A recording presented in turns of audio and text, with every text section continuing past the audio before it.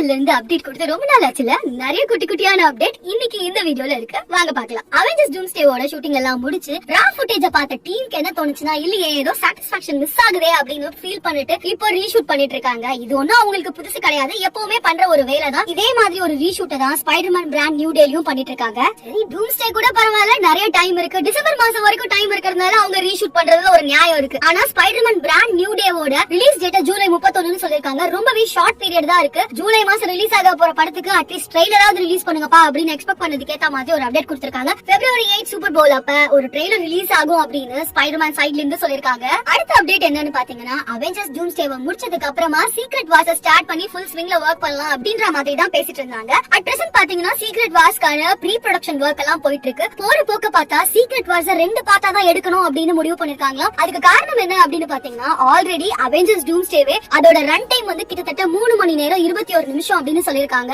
ஆனா இந்த பக்கம் பாத்தீங்கன்னா சீக்ரெட் வார்ஸோட கதை டூம்ஸ்டேவோட ரொம்பவே பெருசு. அதனால இது ஒரு 4 மணி நேரம் வருமா, பரவாயில்ல பாத்துக்கலாம் அப்படின்னு நம்ம நினைச்சாலுமே இது 4 மணி நேரத்தையும் தாண்டி 5 மணி நேரம் போகும் அப்படின்ற காரணத்தினால இப்போதைக்கு என்ன பிளான் வச்சிருக்காங்கன்னா, Avengers Secret Wars, Avengers Battle World அப்படின்னு 2ஆ பிரிக்கிற பிளான்ல இருக்காங்க. லாஸ்ட் அப்டேட் என்ன அப்படின்னு பாத்தீங்கன்னா, சீக்ரெட் வார்ஸோட ப்ரீ ப்ரொடக்ஷன் வொர்க் பயங்கரமா ஃபுல் ஸ்விங்ல போயிட்டு இருக்கு. அண்ட் இதுக்கு அடுத்ததா வந்து பாத்தீங்கன்னா என்ன பிளான் வச்சிருக்காங்கன்னா, எக்ஸ்மேனோட ஷூட்டிங் ஸ்டார்ட் பண்ற பிளான்ல இருக்காங்க.